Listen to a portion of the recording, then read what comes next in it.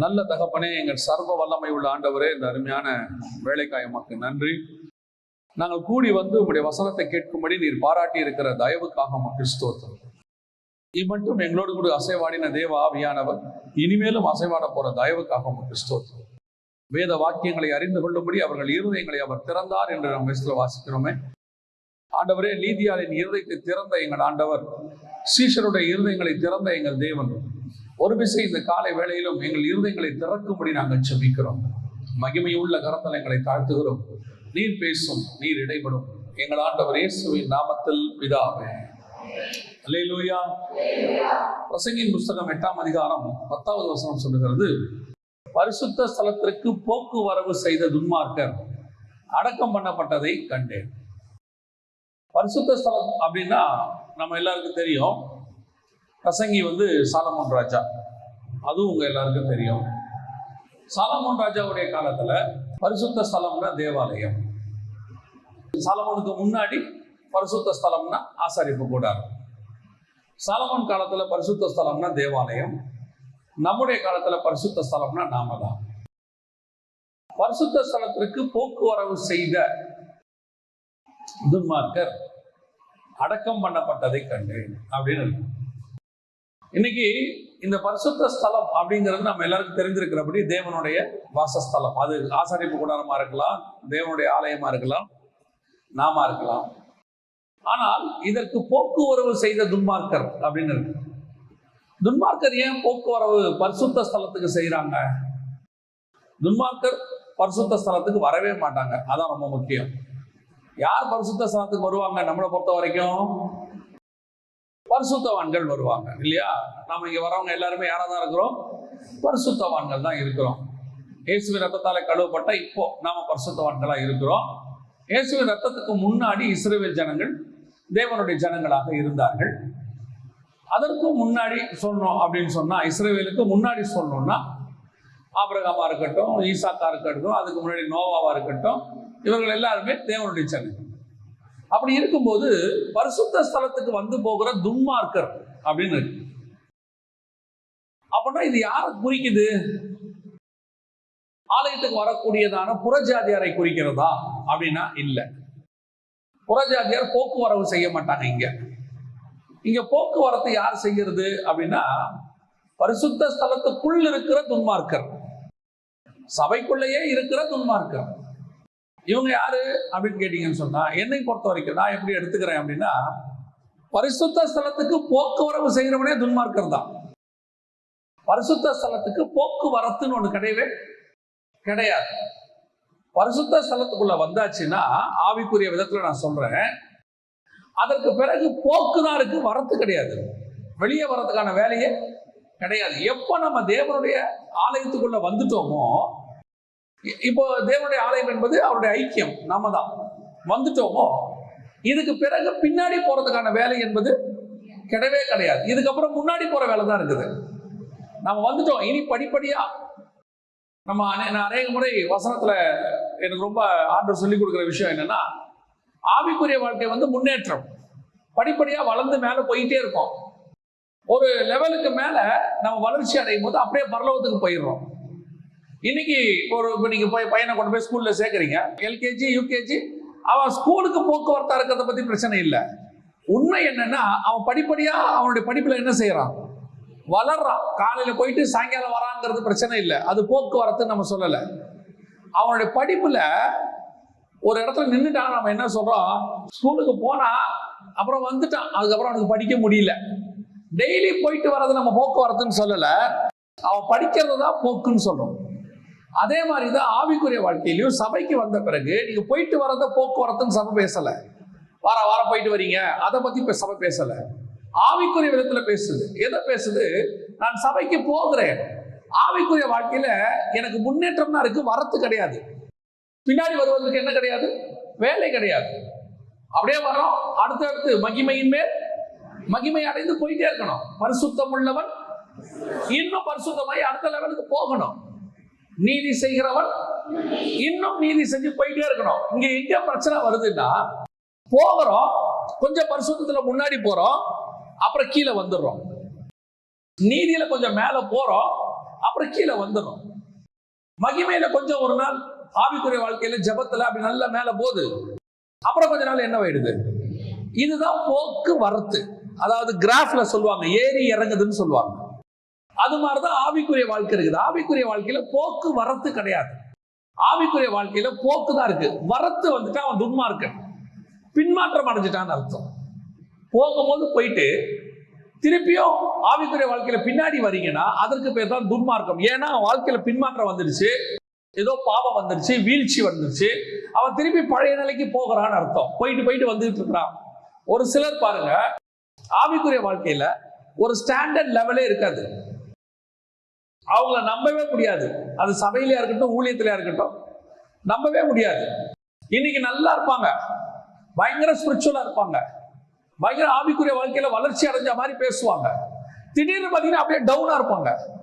கீழே வருவான், கோவப்படுவான், தூக்கி அடிப்பான், மூர்க்கம், கெட்ட வார்த்தை எல்லாம் வந்துடும். திருப்பி மனம் திரும்புவான். திருப்பி அப்படியே கொஞ்சம் மேல வரும். அவரை பார்க்கும்போது ஐயோ பரவாயில்ல, முந்திக்கு இப்ப எவ்வளவோ பரவாயில்ல அப்படிம்பாங்க. வந்துட்டே இருக்கும். திருப்பி பார்த்தீங்கன்னா கீழே வரும். இந்த மாதிரி வீழ்ச்சி 1 வருஷம் 2 வருஷம் இல்ல, 10 வருஷமா கூட இருக்கும். ஆவிக்குரிய வாழ்க்கையில ஏறி ஏறி இறங்கிக்கிட்டே இருக்கும். இவங்க என்ன சொல்லுவாங்க தெரியுமா? என் ஆவிக்குரிய வாழ்க்கையில ஒரு ஸ்டாண்டர்ட் லெவலே என்னால் இருக்க முடியல, ஏதோ ஒண்ணு என்னை மேல கொண்டு போது கீழே வருது, நானும் மேல போகணும் தான் ஆசைப்படுறேன், ஆனா ஏதோ ஒரு சிச்சுவேஷன், சூழ்நிலை என்னை கீழே இறக்கிடுது. அப்ப இவங்க எல்லாம் யாருன்னா ஒரு வகையில் துன்மார்க்கர். ஒரு நாள் இவர்கள் என்ன செய்யப்படுவார்கள்? ஜீவனுள்ளோர் தேசத்துக்கு போகாதபடிக்கு அடக்கம் பண்ணப்படுவார்கள். ஆவிக்குரிய வாழ்க்கையில ஸ்டாண்டர்ட் தான் முக்கியம். இப்போ இயேசு கிறிஸ்து சீஷர்களை கூப்பிடுறாரு. கூப்பிடும் போது அவர் சொல்ற வார்த்தை என்ன தெரியுமா? எல்லாவற்றையும் விட்டு என்னை பின்பற்றி வா. இப்ப திருப்பி மீன் பிடிக்க போனா அதான் போக்குவரத்து. ஆண்டவரே, காலையில ஃபுல்லா உங்க கூட இருக்கிறேன், நைட்ல என்ன பண்றேன்? மீன் பிடிக்க போயிடுறேன், மார்னிங் வந்து உங்களோட ஜாயின் பண்ணிக்கிறேன். அதுக்கு பேர் தான் போக்குவரத்து. யூதாசு இயேசுவோடயே இருந்தானா அதுக்கு பேர் போக்கு. திருப்பி ஆசாரியர் போய் பார்க்க போனா பாருங்க, ஆசாரியர்களை பார்த்து 30 வெள்ளிக்காசு வாங்க போனால, அது பின்மாற்றம், வரத்து. போக்கு வரத்து, போயிட்டு போயிட்டு வர்றது, ஒரு ஸ்டாண்டர்ட் இல்லாது. அப்ப இந்த ஆவிக்குரிய வாழ்க்கையில் நீங்க எப்படி வளரணும்? இந்த போக்குவரத்து இல்லாம வெறும் போக்கா மட்டும் இருப்பது எப்படி அப்படின்னு பாத்தீங்கன்னு சொன்னா, இந்த பரிசுத்த ஸ்தலமா இருக்கட்டும், அதாவது ஆசாரிப்பு கூடாரமா இருக்கட்டும், சபையாக இருக்கட்டும், அதாவது தேவனுடைய ஆலயம், சாலமோனுடைய ஆலயமாக இருக்கட்டும், செருபாபேல் ஆலயமா இருக்கட்டும், நாமளா இருக்கட்டும், 3 பகுதிகளாக இருக்கிறோம். உதாரணமா ஆசாரிப்பு கூடாரத்துல பலிபீடம்னு ஒண்ணு இருக்குது, உங்க எல்லாருக்கும் தெரியும். யாத்ராகமத்தின் புஸ்தகம் 27ஆம் அதிகாரம் 1ஆம் வசனம் வாசிங்க. யாத்ராகமம் 27:1. 5 முழ நீளமும் 5 முழ அகலமுமாக சித்தி மரத்தால் பலிபீடத்தையும் உண்டு பண்ணுவாயாக. இதான் ஃபர்ஸ்ட் ஆசாரிப்பு கூடாரத்துல செய்ய வேண்டிய ஃபர்ஸ்ட் என்னன்னு கேட்டீங்கன்னு சொன்னா, இதுதான் பலிபீடத்தை உண்டு பண்ண சொல்றாரு. இந்த பலிபீடம் அப்படிங்கிறது தான் நம்ம சாலமோன் தேவாலயத்திலும் இருந்துச்சு. நமக்கு பலிபீடம்ங்கிறது எதுன்னு கேட்டீங்கன்னா, நம்ம சரீரம் தான் நம்ம பலிபீடம். நம்ம சரீரம் தான் மாம்சத்தை சுட்டெரிக்கிற இடம். இப்ப இந்த பலிபீடத்துக்கிட்ட போக்குவரத்தா இருக்கிற ஜனங்கன்னு ஒரு குரூப் இருக்குது. பலிபீடத்துக்கிட்ட போக்குவரத்தா இருக்கிறவங்க அப்படின்னு ஒரு குரூப் இருக்கு. வாசிங்க 2 சாமுவேல் 6:19. இஸ்ரவேலின் திரள்கூட்டமான ஸ்திரீ புருஷராகிய சகல ஜனங்களுக்கும் அவரவருக்கு ஒவ்வொரு அப்பத்தையும் ஒவ்வொரு இறைச்சி துண்டையும் ஒவ்வொரு படி திராட்சை ரசத்தையும் பங்கிட்டான். பிற்பாடு ஜனங்கள் எல்லாரும் அவரவர் தங்கள் வீட்டுக்கு போய்விட்டார்கள். வந்தாங்க, அப்பமும் ரசமும் வாங்கினாங்க, வாங்கிட்டு திருப்பி என்ன செஞ்சிட்டாங்க? போயிட்டாங்க. அவ்வளவுதான். வந்தாச்சு, அப்பத்தையும் ரசத்தையும் வாங்கியாச்சு, போயாச்சு. இதான் பலிபீடத்துக்கிட்ட போக்குவரத்து செய்கிற ஜனங்கள். ஃபர்ஸ்ட் ஸ்டேஜ் ஆவிக்குரிய வாழ்க்கையினுடைய ஆசாரிப்பு கூடாரத்துல அல்லது நீங்க பரலோகத்துக்கு போகிறதுல உங்களுடைய முதல் ஸ்டேஜ் எதுனா பலிபீடம். இந்த பலிபீடத்துக்கிட்ட வர குரூப் ஒண்ணு இருக்கு. இவன் எதுக்கு வருவான்? அப்பத்தையும் வாங்குவாங்க, ரசத்தையும் வாங்குவாங்க, இறைச்சி துண்டை வாங்குவாங்க, நல்லா சாப்பிடுவாங்க, வீட்டுக்கு போயிடுவாங்க. இந்த கூட்டம் தான் போக்குவரத்து செய்கிற கூட்டம். இந்த கூட்டம் ஒரு நாள் செத்து போகும் என்று வேதம் சொல்லுகிறது. இயேசுகிட்டையும் அப்படி ஒரு குரூப் இருந்துச்சு. இப்ப இயேசுகிட்ட பாத்தீங்கன்னா எல்லாத்தையும் விட்டுட்டு அவரோட வந்த ஒரு குரூப் இருக்கு. அதே நேரத்துல ஒரு 5000 பேர் வந்தாங்க. திடீர்னு இயேசுகிட்ட வந்தாங்க, அப்பத்தையும் வாங்கினாங்க, இறைச்சியும் வாங்கினாங்க, அதாவது மீனை வாங்கினாங்க, மீன் துண்டை வாங்கினாங்க, அப்பத்தை வாங்கினாங்க, சாப்பிட்டாங்க. அடுத்த கிளம்பி என்ன செஞ்சுட்டாங்க, எல்லாரும் வீட்டுக்கு போயிட்டாங்க. இன்னைக்கு வர்றாருங்க, ஏதோ ஒண்ணு வாங்குறாங்க, அதோட திரும்பி போயிடுறாங்க பலிபீடத்துக்கிட்ட. அதான் முக்கியம்.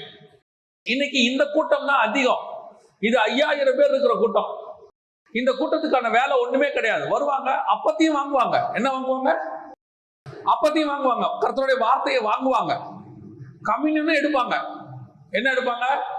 அப்பமும் ரசமும் எடுப்பாங்க, இறைச்சி துண்டியும் வாங்கிப்பாங்க, மாம்சத்துக்கு தேவையானதையும் வாங்கிப்பாங்க, ஆசீர்வாதத்தை வாங்கிப்பாங்க. வாங்கிட்டு அப்படியே திரும்பி போற கூட்டம் ஒண்ணு இருக்கு. அது இன்னைக்கு சபையில அதான் ஜாஸ்தி, எல்லா காலத்திலயும் அதான் ஜாஸ்தி. யோசிச்சு பாருங்க, ஆசாரிப்பு கூடாரத்துல பலிபீடத்துக்கிட்ட திரளான ஜனங்கள் வருவாங்க. இஸ்ரவேல் கோத்திரத்துல இருந்து 12 கோத்திரமும் வரும். எல்லாரும் நிற்பாங்க. எத்தனை ஆயிரம் பேர் இருப்பாங்கன்னு தெரியாது. எல்லாருக்கும் அப்பம், இறைச்சி துண்டு, ரசம் கொடுப்பாங்க, வாங்குவாங்க, சந்தோஷமா புசிப்பாங்க, போயிடுவாங்க. இது போக்குவரத்து உள்ள கூட்டம்.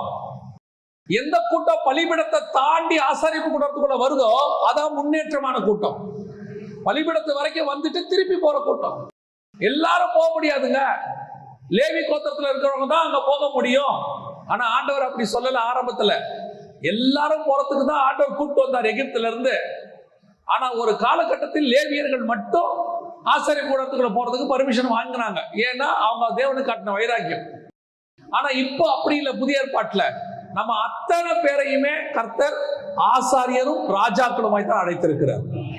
நாம எல்லாருமே பலிபீடத்துக்கு வந்து திரும்பி போற கூட்டம் இல்லை.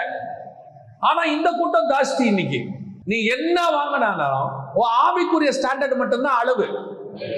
உன்னுடைய படிப்பு, உன்னுடைய பணம், ஆஸ்தி, இது எதுவுமே ஸ்டாண்டர்ட் கிடையாது. பரலோகத்தோட ஸ்டாண்டர்ட் கிடையாது. யோசிச்சு பாருங்க, சாலமோனை விட பெரிய கோடீஸ்வரனா நீங்க எல்லாரும்? பவுலை விட பெரிய கோடீஸ்வரனா? எதுக்கு இந்த பிரசங்கம்? எதுக்கு இப்படி? அப்ப என்ன ஆகுது? நிறைய ஊழியக்காரங்களுக்கு தெரியுமா, இந்த மாதிரி பேசுற ஆளுகிட்ட போய் ஒரு கூட்டம் பெருசா உட்காந்துக்குது. அது விரும்புறது என்ன விரும்புது? எல்லாருக்கும் முன்னாடியும் நல்ல பெரிய பெரிய வீடு வாசல்ல உட்கார்ந்தாதான் ஒரு மரியாதை. அப்ப பவுல் பட்டணத்தோறும் அடிக்கப்பட்டது மரியாதை இல்லையா? அந்நியரும் பரதேசிகளும் சொல்றது மரியாதை இல்லையா? பரதேசிகளுக்கு எழுதுகிறேன்னு பேதுரு எழுதுறது மரியாதை இல்லையா? பத்ம தீவுல போயிட்டு யோவான் இருந்தது மரியாதை இல்லையா? இன்னைக்கு கர்த்தருக்காக பாடு சகிக்கிறதையோ அல்லது எளிமையா இருக்கிறதையோ அவமானமா கருதுகிற ஒரு கூட்டம் இருக்கு. பணத்தையும் ஆஸ்தியையும் ஆவிக்குரிய அளவாக சொல்லக்கூடிய ஒரு கூட்டம் இருக்கு. இந்த கூட்டம் தான் உங்களை பலிபீடத்துக்கிட்ட இறைச்சி துண்டு கொடுக்கிற கூட்டம். இயேசுநாதருடைய வழிக்கு வாங்க. இயேசுநாதர் அழகா சொல்றாரு, நீங்களும் போய்விட மனதா இருக்கிறீர்களோ? 70 பேர் போயிட்டா, மிச்சம் 12 பேர் தான் இருக்கான். 12 பேரை பார்த்து கேட்கிறாரு, நீங்களும் போய்விட மனதா இருக்கிறீர்களோ? போராடுறாரு. நீ போடா விட்டா என்ன ஆகும் தெரியுமா? யோவான் சொல்றாரு, நீ கூப்பிடனா கல்லு கூப்பிடும், நீ கூப்பிட்டா உனக்கு ஆசீர்வாதம், கூப்பிடா விட்டால் கல்லுகள் கூப்பிடும். இன்னைக்கு உலகம் எதை பார்க்குது? சபையில இருந்து ஒரு குடும்பம் போயிட்டா, ஐயோ குடும்பம் போயிருச்சே, எதுக்காக போறாங்கன்னு பாருங்க. உங்களை புரிஞ்சுக்காம போயிட்டாங்க, சத்தியத்தை விட்டு போயிட்டாங்க. சத்தியம் வேணான்னு போறாங்கன்னா பரவாயில்ல, அது கர்த்தர் பார்த்துக் கொள்வார். ஏதோ உங்ககிட்ட பர்சனல் இஷ்யூ போறாங்கன்னா வருத்தப்படணும், கூப்பிட்டு பேசணும். ஆனா சத்தியத்தை கேட்டுட்டு, ஐயோ இந்த இவர் சத்தியம் இப்படிதான் பேசுறாரு, ஸ்ட்ராங்கா இருக்குதுன்னு ஒரு குரூப் போகுதா, கவலையே படாதீங்க. இன்னைக்கு பலிபீடத்துக்கிட்ட இறைச்சி துண்டுக்கு வரக்கூடிய கூட்டம் ஒண்ணு இருக்குது. அது இறைச்சி துண்டுக்கு வருது, அப்பமும் ரசமும் வாங்கிடும், ஆனா திரும்பி போயிடுவாங்க. ஆண்டவர் அந்த கூட்டத்தை விரும்பவில்லை. இது ஒரு பெரிய குரூப் இருக்குது. எங்க சபையில 5000 பேர், 10,000 பேர், 20,000 பேர் இருக்கட்டும்ங்க. எத்தனை பேர் பலிபீடத்துக்கிட்ட இருக்கிறான்? அதான் கேள்வி. எத்தனை பேர் இறைச்சி துண்டுக்கு வரான்? எப்பவுமே ஆண்டவர் எனக்கு சொல்லி கொடுத்தது ஒன்றுதான், எவ்வளவு பேர் உன் கூட்டத்துக்கு வராங்கன்றது முக்கியமே இல்லை, எவ்வளவு பேர் சபைக்கு வராங்கன்றது முக்கியமே இல்லை, எவ்வளவு பேர் சபையில இருந்து பரலோகத்துக்கு வராங்கன்றது தான் முக்கியம். சபைக்குள்ள 5000 பேர் வந்துட்டு பரலோகத்துக்கு 5 பேர் வந்தா என்ன பிரயோஜனம் சொல்லுங்க? அதுல என்ன பிரயோஜனம் இருக்கு?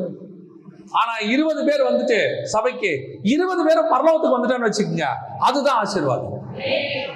ஒரு ஸ்கூல்ல 50,000 பேர் படிச்சுட்டு 25,000 பேர் பாஸ் பண்ணான்னா அதுக்கு பேர் 50%. 1000 பேர் படிச்சு 1000 பேரை பாஸ் பண்ணா அதுக்கு பேர் 100%. என்னை நம்பி கொடுத்ததுல எல்லாத்தையும் நான் பரலோகத்துக்கு கூட்டிட்டு வந்துட்டேன். அதுதான் நமக்கு ஆண்டவர் கொடுத்திருக்கிற டார்கெட். இன்னைக்கு பலிபீடத்துக்கிட்ட இருக்கிற ஒரு கூட்டம் போக்குவரத்தா ஆசீர்வாதத்துக்கு வந்து வந்து போகும், உலக காரியங்களுக்கு வந்து போகும். கொஞ்சம் யோசிச்சு பாருங்க, ஏதாவது ஒரு அசம்பாவிதம் அல்லது ஏதாவது ஒரு சின்ன சம்பவம் அல்லது சின்ன போராட்டம் ஒண்ணு வரட்டும், இவங்க திருப்பி சபைக்கே வர மாட்டாங்க. நீங்க என்ன நினைச்சு சர்ச்சுக்கு வந்தீங்க? யார் ஏமாறுவான் தெரியுமா? எதையாவது எதிர்பார்த்து சபைக்கு வரவன் தான் ஏமாறுவான். யார் ஏமாற மாட்டான் தெரியுமா? எதையுமே எதிர்பார்த்து நான் வரல, இயேசுவை எதிர்பார்த்து வந்தேன். அவன் ஏமாறவே மாட்டாங்க சர்ச்சில். அவரையே தந்தவர் மற்ற எல்லாவற்றையும் அருளாதிருப்பது எப்படி? கண்டிப்பா தருவார். ஆனா என்ன தேவையோ அதான் தருவார். நீங்க எதிர்பார்த்துட்டு வருவீங்க, 1000 சவரன் எதிர்பார்த்துட்டு வருவீங்க. எதுக்கு? உங்களுக்கு கொடுத்து என்ன பண்ண போறோம்? ஒரு குரூப் அப்படி இருக்கு, எதிர்பார்த்துட்டு வர்றது, அது கிடைக்கலன்னு திரும்பி போயிடுது. எந்த எதிர்பார்ப்பும் இல்லை. நான் பலிபீடத்துக்கு ஏன் வரேன் தெரியுமா? பலிபீடத்தில் கொடுக்கப்படுகிறதான இறைச்சிக்காக வரவில்லை. அங்கே கொடுக்கப்படுகிற அப்பமும் ரசமும் என்னை இன்னும் கொஞ்சம் உள்ளே கூட்டிட்டு போகும், என்னை இன்னும் கொஞ்சம் தாண்டி உள்ளே கூட்டிட்டு போகும். அதுக்கு தான் நான் வரேன். இப்போ ஒருத்தன் வந்தா பாருங்க, வாசிங்க யாத்ராகமத்தின் புஸ்தகம் 33ஆம் அதிகாரம் 11வது வசனத்தை வாசிங்க. ஒருவன் தன் சிநேகிதனோட பேசுவது போல கர்த்தர் மோசேயோட முகமுகமாய் பேசினார். பின்பு அவன் பாளையத்துக்கு திரும்பினான். நூனின் குமாரனாகிய யோசுவா என்னும் அவனுடைய பணிவிடைக்காரனாகிய வாலிபன் ஆசரிப்பு கூடாரத்தை விட்டு பிரியாதிருந்தான். நல்ல கவனிங்க. எல்லாரும் பலிபீடத்துல வந்தாங்க, மோசே கூட பேசினாங்க, திரும்பி எங்க போயிட்டாங்க? எல்லாரும் அவங்க கூடாரத்துக்கு போயிட்டாங்க. ஆனா யோசுவா என்ற வாலிபனும் ஆசாரிப்பு கூடாரத்தை விட்டு பிரியாதிருந்தான். அப்படின்னா என்ன அர்த்தம்? அவன் பலிபீடத்தை தாண்டி எங்க வந்துட்டான்? ஆசாரிப்பு கூடாரத்துடைய வாசலுக்கு வந்துட்டான். அங்கேயே உட்காந்துக்கிட்டான். யோசுவாவுக்கு ஒண்ணு குடும்பமா, பிள்ளையா, குட்டியா? உடனே இப்ப அந்த கேள்வி கேட்பாங்க. இவருக்கு என்னங்க கவலை, பிள்ளையா குட்டியா? யோசுவாவுக்கு பிள்ளை குட்டியெல்லாம் இருந்துச்சு. யோசுவாவும் சொல்றாரு, நானும் என் வீட்டாரமோ வென்றால் கர்த்தரையே சேவிப்போம். அவருக்கும் பிள்ளை குட்டியெல்லாம் இருந்துச்சு. ஆனா அவருக்கு தெரியுது, பலிபீடத்திட்ட வந்து ரிட்டர்ன் போறது தப்பான காரியம்.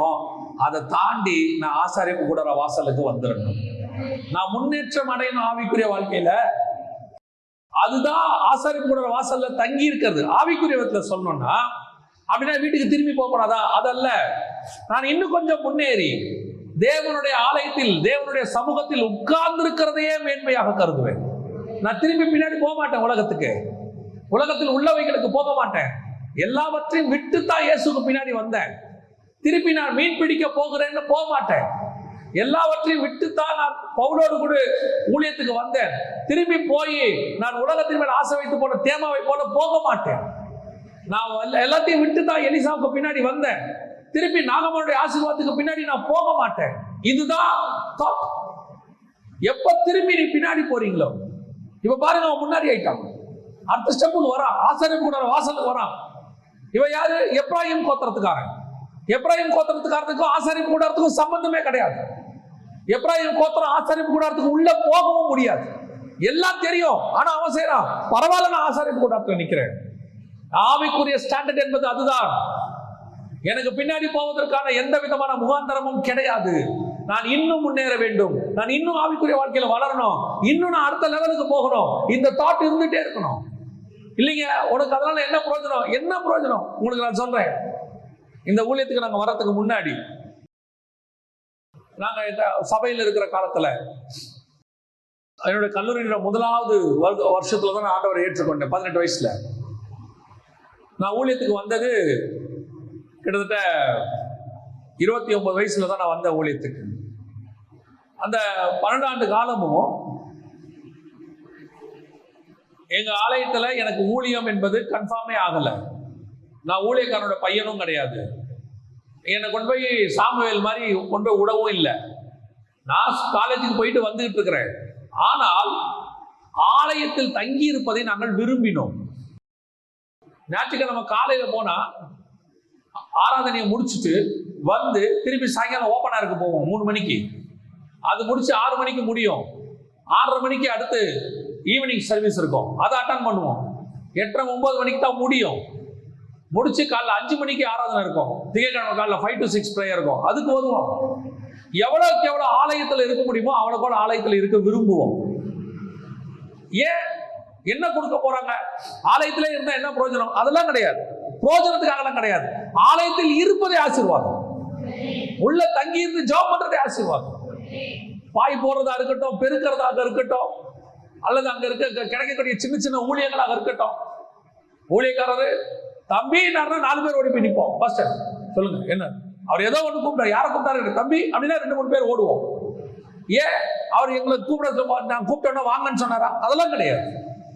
ஆலயத்தில் இருப்பது ஆசீர்வாதம். எங்களுக்கு வீடு இருந்துச்சு. இது அப்படியே வேலைக்கு போகும்போது தொடர்ந்துச்சு. கல்யாணம் ஆன பிறகு தொடர்ந்துச்சு. எதுக்கு சொல்றேன் தெரியுமா? இன்னைக்கு கர்த்தர் ஆலயத்திலேயே வேலையை கொடுத்துட்டாரு. எல்லா நாளும் ஆலயத்துல வேலை பார்க்குற மாதிரியே வச்சுட்டாரு. எல்லா வாரமும் ஏதோ ஒரு ஆலயத்துல இருந்துகிட்டே இருக்கிறோம். இப்ப நான் நினைக்கிறேன் இது ஒரு பெரிய ஆசீர்வாதமா, பாக்கியமா நினைக்கிறேன். 6 நாள் உலக வேலைக்கு போறது நான் குற்றமா சொல்லல. எனக்கு அது கூட கிடையாது. 6 நாளும் கர்த்தருக்கு வேலை பார்க்கறதே வேலையா வச்சுட்டேன். 7ஆம் நாளும் கர்த்தருடைய சமூகத்தில் இருக்கிறோம். போக்குவரத்துக்கு வேலையே இல்லை பாருங்க. இப்ப இது எவ்வளவு பெரிய ஆசீர்வாதம் தெரியுமா? இன்னைக்கு ஒரு பெரிய கூட்டம் ஆசாரியம் கூட கிட்ட வரதுக்கு, தேவனுக்கு கிட்ட வரதுக்கு யோசிக்குது. எவ்வளவுக்கு எவ்வளவு நம்ம சபையில இருக்கிறோமோ, தேவனோட இருக்கிறோமோ, ஊழியத்துல இருக்கிறோமோ, அவ்வளவுக்கு எவ்வளவு ஆசீர்வாதம். இன்னைக்கு ஆசீர்வாதத்துக்காக வரக்கூடிய ஒரு கூட்டம் வருது, இறைச்சி துண்டை வாங்குது, போயிடுது. ஆனா யோசுவா என்ற வாலிபனும் பலிபீடத்தையும் தாண்டி ஆசாரியம் கூட வாசல்ல போய் உட்காந்துக்கிட்டான். என்ன யோசுவா வீட்டுக்கு போலையா? போலாங்க. ஏன்? இந்த ஆசாரியம் கூட வாசல்ல உட்காந்தது எவ்வளவு ஆசீர்வாதமா இருக்குது. நான் சிலரை பார்த்திருக்கிறேன். ஊழியத்தை அவ்வளவு வாஞ்சியா செய்வாங்க. அவங்களோட இருக்கும் போதெல்லாம் நினைக்கும் எவ்வளவு இன்ட்ரெஸ்டா ஊழியம் செய்யறாங்க. அதாவது ஊழியத்தை வேலையா செய்ய மாட்டாங்க, ஊழியத்தை கடமையா செய்ய மாட்டாங்க. ஆபீஸ் மாதிரி ஊழியத்தை செய்ய மாட்டாங்க. 6 நாள் வேலை, 1 நாள் லீவு, அப்படிலாம் செய்ய மாட்டாங்க. நான் அவங்களோட இருந்திருக்கிறேன். அவங்கள பார்ப்பேன். அந்த ஊழியத்தை ஆத்மா விரும்புற வேலையை செய்வாங்க. நேரம் கிடைக்கும் போதெல்லாம் சும்மாவே இருக்க மாட்டாங்க. ஏதாவது தியானிப்பாங்க, ஏதாவது பேசுவாங்க, இல்ல ஆராதிப்பாங்க. சும்மா இருக்கும்போது கூட அதுதான் அந்த ஆசாரிப்பு கூட வாசல தங்கி இருக்கிறதுக்கான அடையாளம். அப்படியே தேவ சமூகத்திலே பிரசன்ஸ்லயே இருக்கிறது. இருந்து பாருங்க, அப்போ உங்களுக்கு தெரியும். இந்த பலிபீடத்துக்கிட்ட இருந்து இந்த இறைச்சி துண்டையும், ஆட்டு சத்தத்தையும், மாட்டு சத்தத்தையும் ஒரு நாள் கேட்டுக்கிட்டு இருந்தோம். இப்ப தாண்டி வந்துடணும். நாமளும் அங்க நின்று என்ன பண்ணிட்டு இருக்க கூடாது? அந்த இறைச்சி துண்டுக்கு ஒரு கூட்டு அடிச்சுக்கும் பாருங்க. அதே மாதிரி நீங்களும் அடிச்சுக்க கூடாது. வீடு, வாசல், நகை, எதிர்காலம், பிள்ளைகள், கல்யாணம். இப்போ நீங்க ஒரு தாண்டி அப்படி வந்துட்டீங்க. யோசுவா வந்துட்டாரு. இப்ப யோசுவாவுக்கு என்ன குறை வச்சாரா ஆண்டவரு? ஏதாவது குறை வச்சாரா?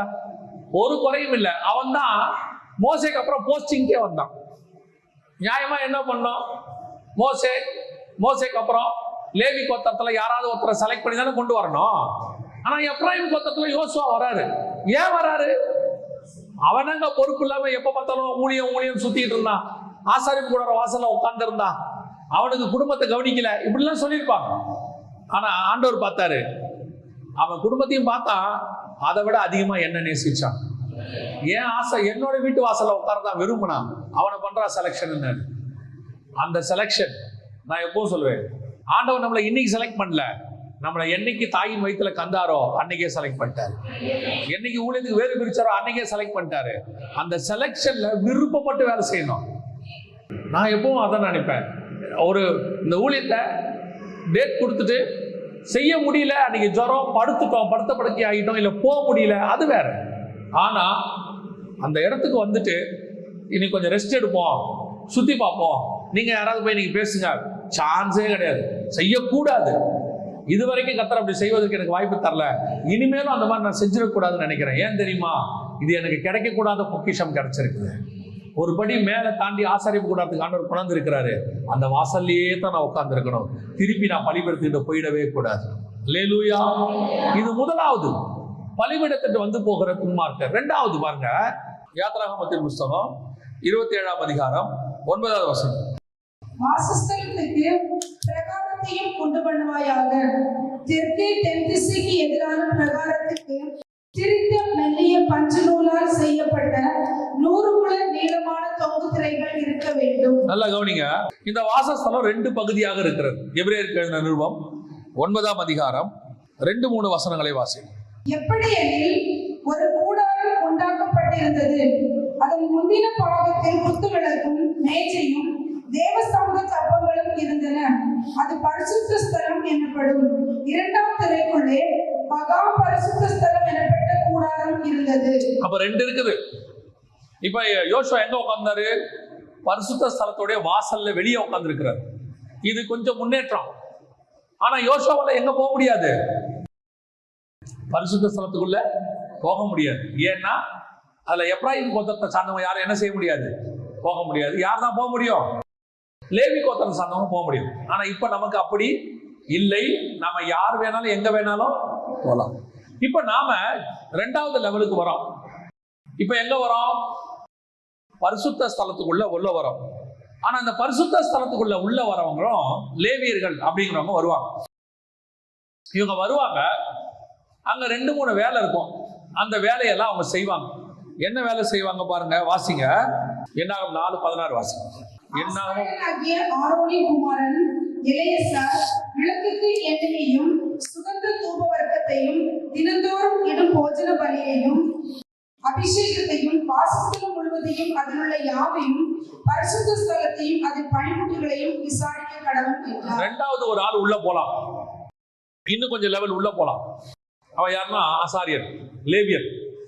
இவன் உள்ள போலாம். உள்ள போயிட்டு அவன் என்ன செய்யலாம் அப்படின்னு கேட்டீங்கன்னா, அதுக்குள்ள இருக்கிறத எல்லாத்தையும் மெயின்டைன் பண்ணலாம். விளக்கு எண்ணெய பண்ணலாம். அங்க இருக்கிற அப்பத்தை வந்து டெய்லி மாத்தணும். சமூகத்து அப்பத்தை டெய்லி மாத்தணும். அதை மாத்துவான். எல்லா வேலையும் செய்யலாம். ஆனா இதை அவன் டெய்லி செய்யணும், தினந்தோறும் செய்யணும். வாசிங்க எபிரேயர் 9ஆம் அதிகாரம் 6வது வசனம் வாசி. 9:6. இவைகள் இவ்விதமாய் ஆயத்தமாக்கப்பட்டிருக்க ஆசாரியர்கள் ஆராதனை முறைமைகளை நிறைவேற்றும்படிக்கு முதலாம் கூடாரத்திலே நித்தமும் பிரவேசிப்பார்கள். முதலாம் கூடாரத்திலே, அதுதான் அந்த இடத்துல நம்ம வாசிச்சோம். என்ன 4:16 தினந்தோறும் டெய்லி உள்ள போவாங்க. ஆனா டெய்லி வெளியே வந்துருவாங்க. இது ரெண்டாவது கூட்டம். ஆசாரியர்கள் எங்க போவாங்க? டெய்லி உள்ள போவாங்க. விளக்க வந்து கிளீன் பண்ணுவாங்க, நல்ல எரிய வைப்பாங்க. அங்க இருக்கிற அப்பத்தை எடுப்பாங்க, சாப்பிடுவாங்க. ஏன்னா அது ஆசாரியர்கள் சாப்பிடுறது, தூக்கி போடக்கூடாது. சாப்பிடுவாங்க, வெளியே வந்துருவாங்க. திருப்பி புது அப்பம், புதுல எண்ணெய் ஊத்துவாங்க. இது டெய்லி நடக்கும். இப்படி ஒரு கூட்டம் இருக்குது. இது ரெண்டாவது கூட்டம். இவங்க கொஞ்சம் முன்னாடி வந்துட்டாங்க, உள்ள வந்துட்டாங்க. நம்மள மாதிரி ஆவிக்குரிய வாழ்க்கையில கொஞ்சம் வளர்ச்சி அடைஞ்சவங்க தான் ரெண்டாவது கூட்டம்னு வச்சுக்கோங்க. வந்துருவாங்க. இவங்க வசனத்தின் மேல தாகம் இருக்கும். டெய்லி வசனம் படிப்பாங்க. டெய்லி ஏதாவது வசனத்துல ஏதாவது ரெவலேஷன் கிடைக்கணும்னு விரும்புவாங்க. அப்புறம் விளக்கு, வெளிச்சம், பிரகாசம், மகிமை எல்லாம் டெய்லி இருக்கும். ஆனா வந்துருவாங்க வெளியே. திருப்பி போவாங்க, திருப்பி சாப்பிடுவாங்க, திருப்பி வந்துருவாங்க. இது இன்னொரு கூட்டம் இருக்குது. இந்த முதல்ல வந்த கூட்டம் உலக ஆசீர்வாதத்துக்கு வந்துட்டு போற கூட்டம். இவன் ரெண்டாவது இருக்காங்க. இவன் ஆவிக்குரிய வாழ்க்கையில கொஞ்சம் வளர்ச்சி அடைஞ்சவன். இவன் விருப்பம் என்ன? வசனம் தான். இவன் விருப்பம் என்ன? மகிமை தான், பிரகாசம் தான். ஆனா இவங்களால அடுத்த லெவலுக்கு போக முடியாது. மகா பரிசுத்த ஸ்தலத்துக்குள்ள என்ன செய்ய முடியாது? போக முடியாது. இவங்க என்ன பண்ணுவாங்க தெரியுமா? போவாங்க, வந்துருவாங்க. இதுக்கு மேல இவங்களுக்கு வளர்ச்சியே இருக்காது. அவ்வளவுதான். ஒரு சிலர்லாம் பாருங்க, சபைக்கு வருவாங்க, உலகத்தை வெறுத்தவங்க தான், அதுல எந்த மாற்று கருத்தும் இல்லை. இவங்களுக்கு இந்த உலக ஆசைலாம் எதுவுமே இருக்காது. வசனத்து மேல தாகம் இருக்கும். சபைக்கு வருவாங்க, நல்ல ஜெபம் பண்ணுவாங்க. ஆனா 10 வருஷம் 20 வருஷம் அப்படியே இருப்பான் பாருங்க. எந்த மாற்றமும் இருக்காது சபையில, அப்படியே இருப்பாங்க. இந்த பலிபீடத்துக்கிட்ட வந்துட்டு போறான் பாருங்க, அவன் உலக ஆசையில திரும்பி போனவன். இது ஒரு குரூப் இருக்குல்ல, இது சோம்பேறி. இது சோம்பேறி, ஆவிக்குரிய சோம்பேறி. சபைக்கு வந்தது எதுக்காக? நீங்க வெளியே இருந்தீங்க, போக்குவரத்தா இருந்தீங்க, இப்ப சபைக்குள்ள வந்துட்டீங்க, வளர்ச்சி அடைஞ்சிட்டீங்க. இதுக்கு அடுத்த லெவலுக்கு போகணும்ல. விசுவாசி என்னவா மாறணும்? சீஷனா மாறணும். சீஷன் ஊழியனா மாறணும். போய் அநேகருக்கு பிரோஜனமா மாறணும். அடுத்தடுத்த லெவலுக்கு என்ன செஞ்சணும்? போகணும். இதுக்கு அடுத்த லெவலுக்கு போகணும். அது ஊழியத்தின் பாதையில, ஆவிக்குரிய பாதையில. நீங்கள் வெறும் சமூகத்தின் அப்பத்தை புசிக்கிறதுக்காக அழைக்கப்பட்டவர்கள் அல்ல, அதையும் தாண்டி மகா பரிசுத்த ஸ்தலத்துக்குள் பிரவேசிப்பதற்காக அழைக்கப்பட்டவர்கள். ஒரு ஸ்டாண்டர்ட்ல அப்படியே ஓகே ரைட் போதும், திருப்தி. ஆண்டவர் சொல்றாரு, எபேசு சபையை பார்த்து சொல்லும் போது, ஆதியில கொண்டிருந்த அன்பை விட்டாய் என்று உன் பேரில் எனக்கு ஒரு என்ன அன்பு?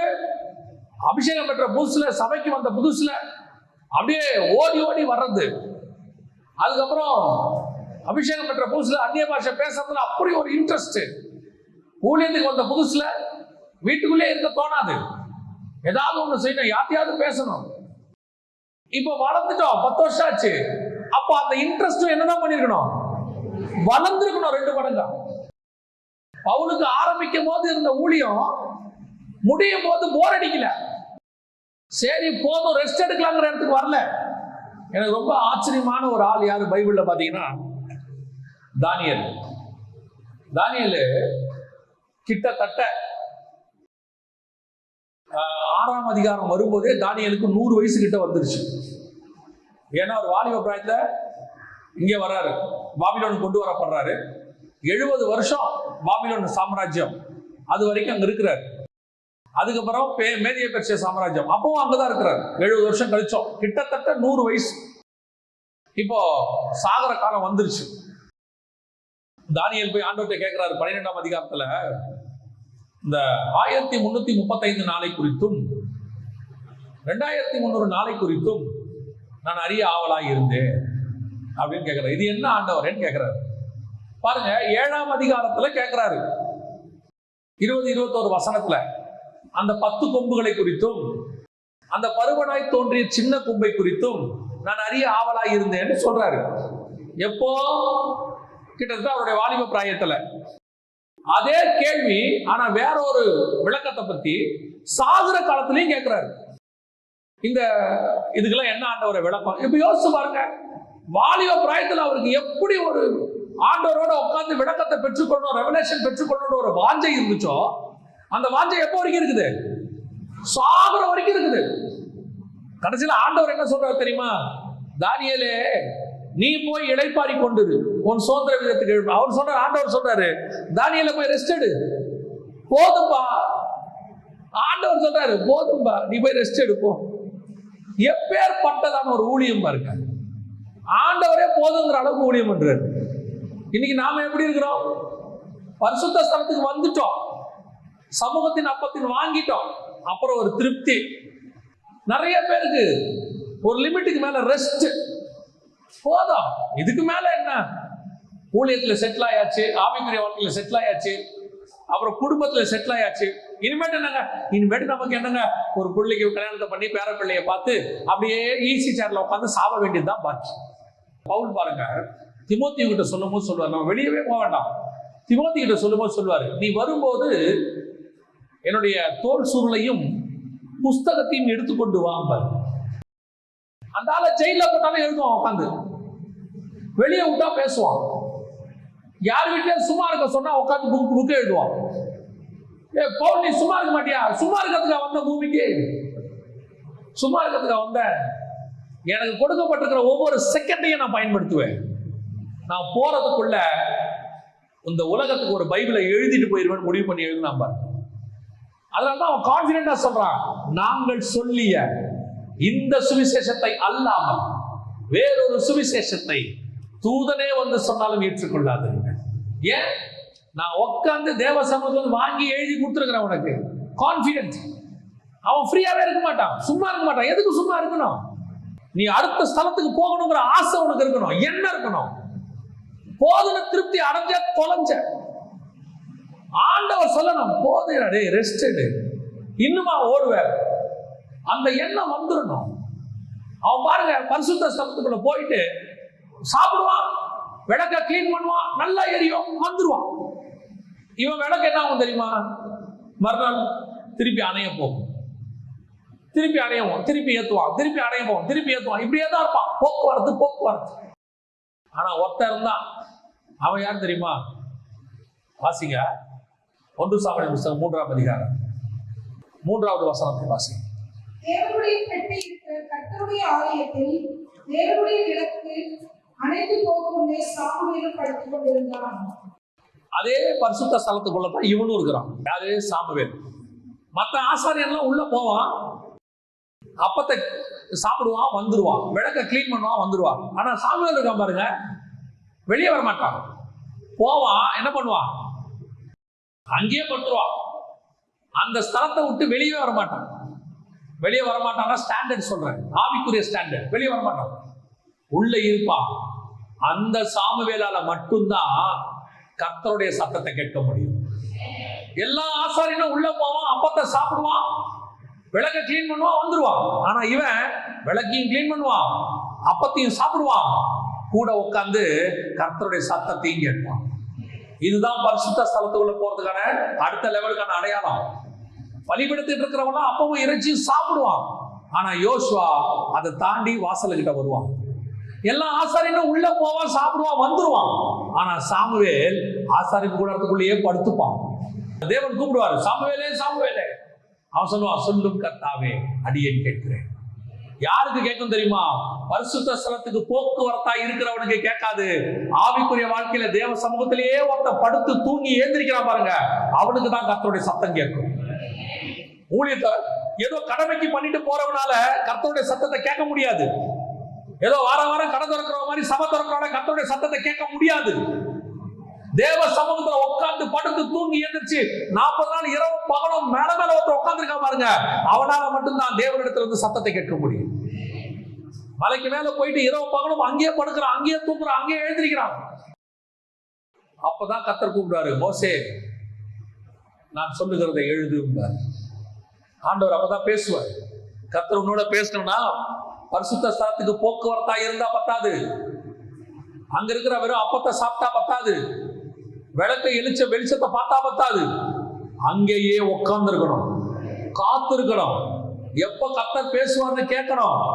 யோசிச்சு பாருங்க, அந்த பரிசுத்த ஸ்தலம் வாசல்ல தான் ஏலி உட்கார்ந்து இருக்கிறான். ஆனா ஏலி சத்தத்தை, கர்த்தருடைய சத்தத்தை யார் கேட்கல? ஏலி கேட்கல. ஆனா உள்ளே இருந்த சாமுவேல் கேட்கிறார். அதுதான் கர்த்தருக்கு நம்ம அடுத்த லெவலுக்கு வளர்ச்சி. கர்த்தரோடு கூட வளர்றது என்பது அதுதான். இன்னைக்கு போக்குவரத்தா இருக்கிற கூட்டம் இருக்கு. என்ன சொல்றாங்க தெரியுமா? பைபிள் வாசிக்கிறேன், தியானிக்கிறேன், சில வெளிப்பாடு கூட கிடைக்குது, ஆனா அதுக்கு மேல என்ன பண்ணும் தெரியல. ஒண்ணும் பண்ண வேண்டாம். அந்த அப்பத்தை சாப்பிட்டுக்கிட்டு வெளிச்சத்துல உட்கார்ந்து அந்த சமூகத்திலேயே உட்கார்ந்து நீங்க தேவனோடு கூட நடந்து பாருங்க, சஞ்சரிச்சு பாருங்க. ஒரு நாள் கர்த்தருடைய சத்தத்தை கேட்க தொடங்குவீங்க. ஆண்டவர் சொன்ன, உங்க சத்தத்தை நான் கேட்கணும் ஆண்டவரே, அந்த இடத்துக்கு வரணும், உங்க மாம்ச காதுகள்ல சத்தம் கேட்கணும். கர்த்தர் பேசினார். எப்படி பேசினார்? செய்தியின் வழியா பேசினார், வசனத்தின் வழியா பேசினார், ஒரு தீர்க்கதரிசி வழியா பேசினார், அதெல்லாம் உண்மை. ஆனா கர்த்தர் உன் கூட நேரடியா பேசணும். கர்த்தர் சத்தத்தை கேட்கணும். நீ நான் சத்தத்தை கேட்டுட்டோம்னா அந்த சந்தேகமே வராது, கர்த்தர் என்னோடு கூட இருக்கிறார். அந்த சத்தத்தை கேட்கிற ஜனங்களா மாறணும். இதான் 2வது ஸ்டேஜ். இப்போ சத்தத்தை கேட்கிற இடத்துக்கும் சாமுவேல் வந்துட்டேன். ஆனா சாமுவேலால மகா பரிசுத்த ஸ்தலத்துக்குள்ள என்ன செய்ய முடியாது? போக முடியாது. ஏன்? மகா பரிசுத்தத்துக்குள்ள யார் போகணும்? பிரதான ஆசாரியன் தான் போகணும். வாசிங்க, எபிரேயர் நிருபம் 9ஆம் அதிகாரம் 7ஆம் வசனம் வாசிங்க. 2ஆம் கூடாரத்திலே பிரதான ஆசாரியன் மாத்திரம் வருஷத்திற்கு ஒரு தரம் இரத்தத்தோட பிரவேசித்து அந்த இரத்தத்தை தனக்காகவும் ஜனங்களுடைய தப்பிதங்களுக்காகவும் செலுத்துவார். நல்லா கவனிங்க, இந்த மகா பரிசுத்த ஸ்தலத்துக்குள்ள அதுக்குள்ளேயும் ஒருத்தன் போவான். ஆனா இவனும் போக்குவரத்து தான். வருஷத்துக்கு ஒரு தடவை போவான், வந்துடுவான். ஜனங்களுடைய பாவத்துக்காக உள்ளே போவான். பிரதான ஆசாரியன் கையில ரத்தத்தோட போவான், வந்துடுவான். பலிபீடத்துக்கிட்ட ஒரு குரூப் வந்துச்சு, போயிருச்சு. ஒரே ஒருத்த மட்டும் அங்கேயே இருந்தான். பரிசுத்த ஸ்தலத்துக்குள்ள டெய்லி ஆசாரியர்கள் வருவாங்க, போயிடுவாங்க. ஆனா சாமுவேல் என்கிற ஒருத்த மட்டும் அங்கேயே படுத்திருந்தார். இப்போ மகா பரிசுத்த ஸ்தலம், இங்கேயும் ஒருத்தன் தான் போக முடியும், பிரதான ஆசாரியன். இவனும் வருஷத்துக்கு ஒரு தடவை தான் போவான். ஆனா இவனும் அங்க இருக்க மாட்டான். இவனும் என்ன பண்ணிடுவான்? வந்துடுவான். இவனும் போக்குவரத்து தான், இவனும் வந்துடுவான். ஆனா வேதம் சொல்லுது, பரிசுத்த ஸ்தலத்துக்கு போக்குவரத்தா இருக்கிற துன்மார்க்கர். போக்குவரத்தா இருக்கிறவன் யாரு? துன்மார்க்கன். அவன் போக்குவரத்தா இருக்க கூடாது, அங்கேயே தான் இருக்கணும். இவன் யாரு? பிரதான ஆசாரியன். யாரு? கர்த்தரால் அபிஷேகம் பண்ணப்பட்டவன், தேர்ந்தெடுக்கப்பட்டவன், அவனுடைய லேவி கோத்திரத்துல முதற் பேரானவன். கர்த்தரே அபிஷேகம் பண்ணி உள்ளே வர சொல்லியிருக்காரு. எல்லா குவாலிட்டிஸும் இருக்குங்க. ஆனா கர்த்தரால இவ்வளவு வேறு விரிக்கப்பட்டு ஊழியத்தை அழைப்பை பெற்று கர்த்தர் கூப்பிட்டு விசேஷித்த ஆடையெல்லாம் போட்டு மகிமையில நிரப்பி அப்படி உள்ள கூப்பிட்டு வராரு. ஆனா வந்த இவன் கொஞ்ச நேரம் தான் உள்ள நிப்பான், போயிடுவான். தேவனுடைய பார்வைக்கு வசனத்தின்படி இவனும் துன்மார்க்கனே. உள்ளேயே ஒருத்தன் இருக்கணும். முதல்ல இந்த ஆசாரிப்பு கூடாரத்துக்கு அடையாளம் எதுன்னு கேட்டீங்கன்னா பரலோகம் தான். பரலோகம் தான் ஆசாரிப்பு கூடாரத்துக்கு அடையாளம். நீங்க வெளிப்படுத்தல அதை பார்த்தீங்கன்னா தெளிவா தெரியும். சிங்காசனம் இருக்கிற இடம் 5ஆம் அதிகாரம், சிங்காசனம் இருக்கிற இடம் அதான் கிருபாசனம். அடுத்து கடல் தொட்டி இருக்கும் தேவாலயத்துல, அதான் கண்ணாடி கடல் 15ஆம் அதிகாரம் 2ஆம் வசனத்துல இருக்கும்.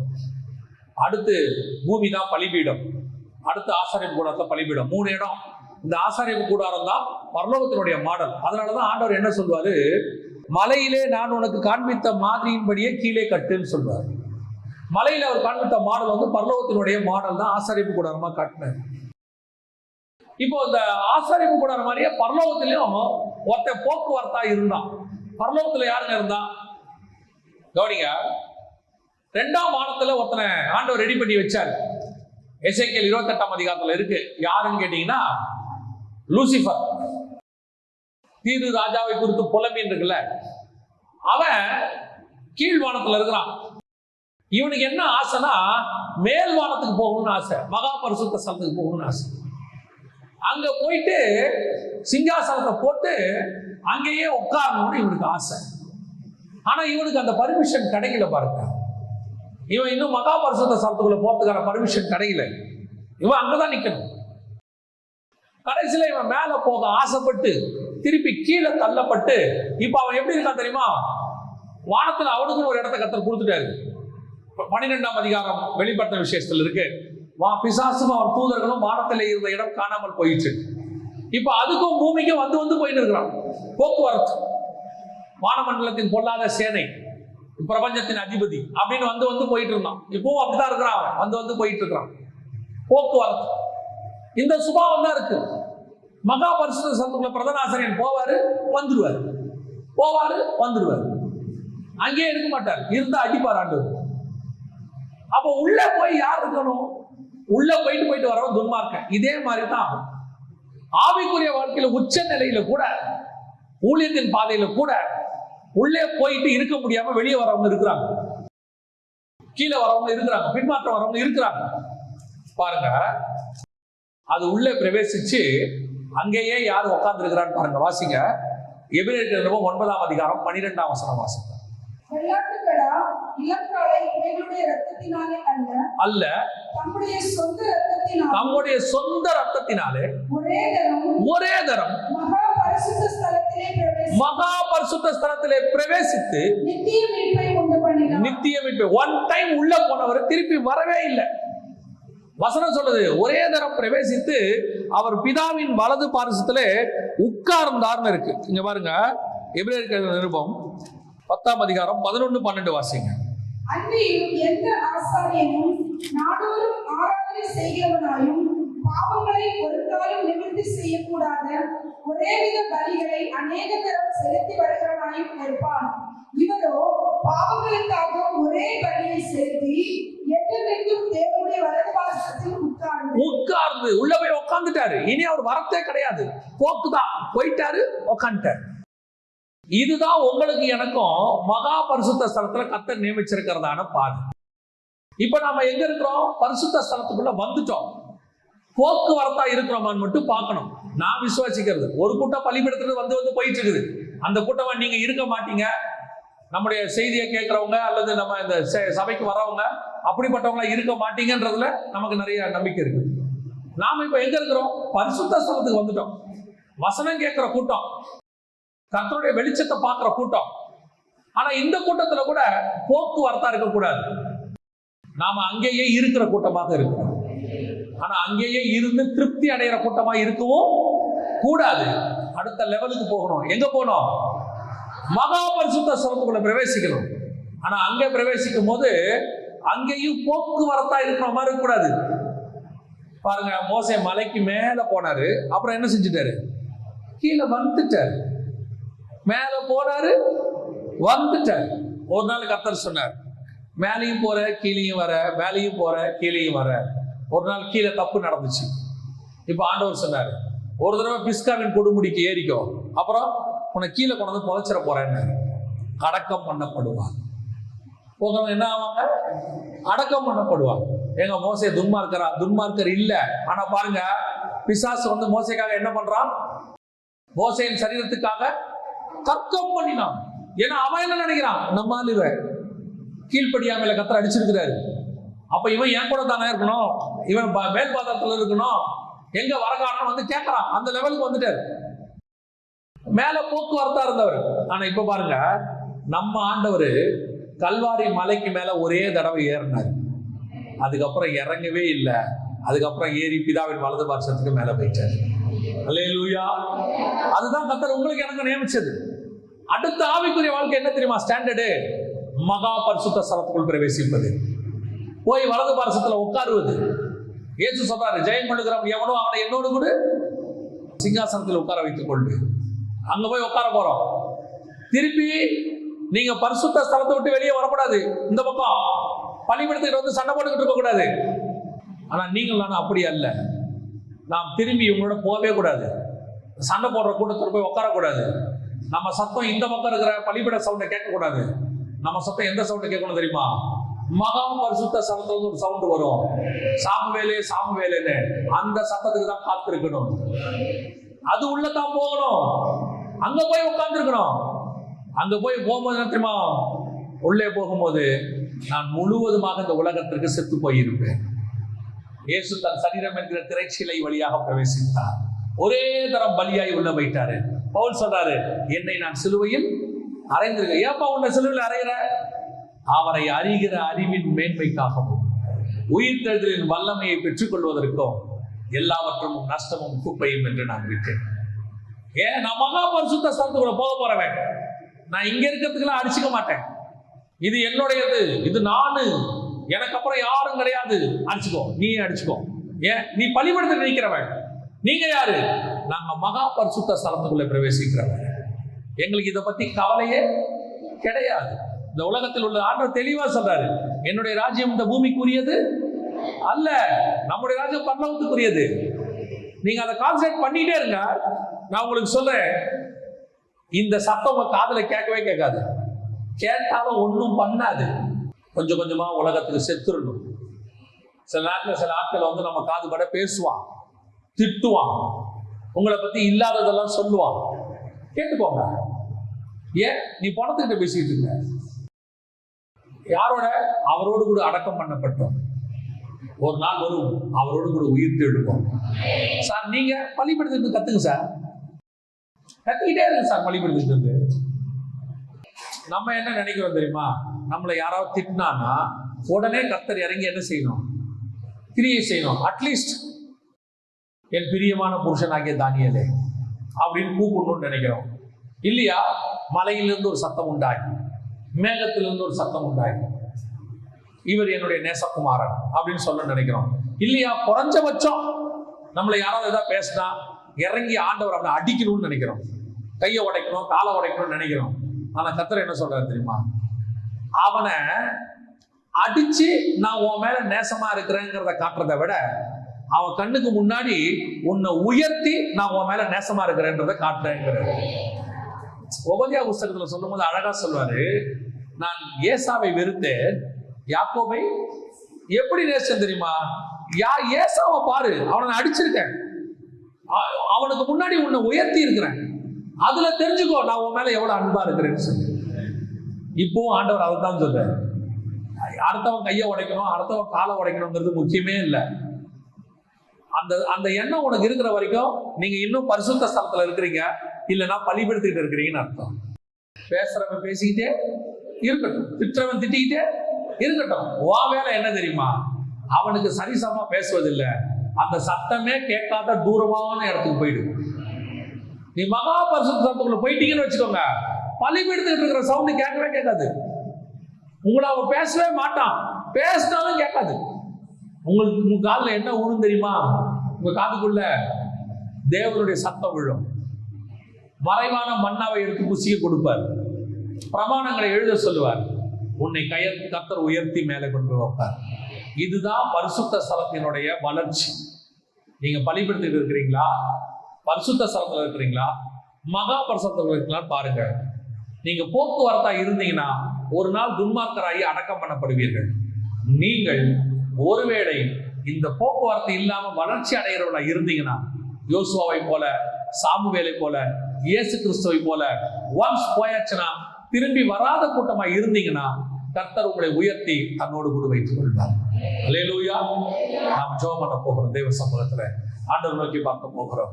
ஆண்டவர்கிட்ட ஒரு சின்ன ஜெபம் பண்ணுவோம். ஆண்டவரே, நாமும் அந்த வளர்ச்சிக்குள்ள வரணும்.